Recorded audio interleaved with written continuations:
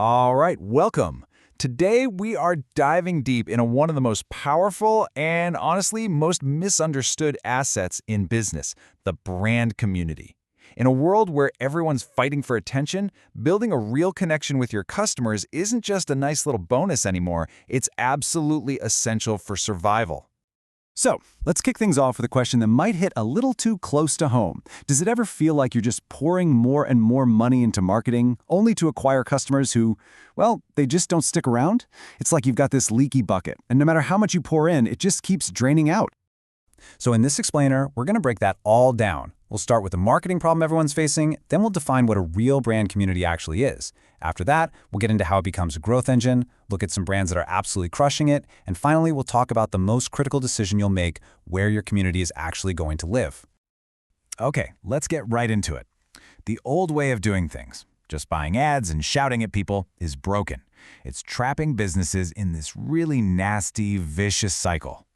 For, decades, the whole model was super simple, right? A company blasts out a message, a customer buys something, and that's it.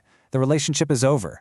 It was a one-way street, a simple transaction, and there was no real lasting connection. And this chart, man, it tells the whole story of what's happening because of that old model. You see customer acquisition costs just going through the roof, while at the same time, customer loyalty is hitting rock bottom. And that last bar, the one that's shrinking, that's your return on ad spend. You are literally paying more to get less. So how in the world do we fix this leaky bucket? Well, the answer is in building a totally new kind of relationship. And this isn't some small adjustment. We're talking about a complete paradigm shift. Now, a real brand community, it's not your email list, and it's definitely not your follower count on social media. No, it's a living, breathing ecosystem of people who are connected by a shared passion. It creates this awesome two-way street where the customers and the company are all in it together. And there are basically three pillars that make a community feel real. First is shared consciousness. That's the we get it feeling. It's knowing you're part of a tribe. Then you have shared rituals, the inside jokes, the special lingo, the annual events that only members really understand. And finally, moral responsibility. This is huge. It's when members feel a duty to help each other out and even to defend the brand they love. That's how you turn a customer into a true advocate. So the big question, why does any of this matter to the bottom line? Well, this is where a community stops being a nice-to-have and becomes an unbelievably powerful growth engine for your entire business. Just look at this breakdown. A healthy community delivers real, measurable value everywhere. It skyrockets customer loyalty, makes your marketing way more efficient, gives you incredible ideas for product innovation straight from your users, and even makes you tougher when a crisis hits. It's not just a marketing thing, it touches everything. And here's where the magic really happens for marketing. Your most passionate fans, they become your best, most effective, and cheapest marketing team. They create incredible word of mouth and authentic content that people trust way more than any ad. And what does that do? It brings your customer acquisition costs way down and finally breaks you out of that vicious cycle we started with. And think about this. What happens when you mess up? Because every company messes up. Well, a community acts like an emotional shield. Because they're invested, they're more likely to give you constructive feedback behind the scenes and defend you in public. You just can't buy that kind of loyalty. Okay, that's enough theory. Let's look at a few brands that are just absolute masters of this, the ones who've turned their customers into legitimate die-hard fans. You've got Lego, which lets its own fans design and vote on new sets with its Lego Ideas platform. That's brilliant. Then there's Harley-Davidson, which built an entire lifestyle with its Harley Owners Group. It's about the open road and the camaraderie, not just the bike.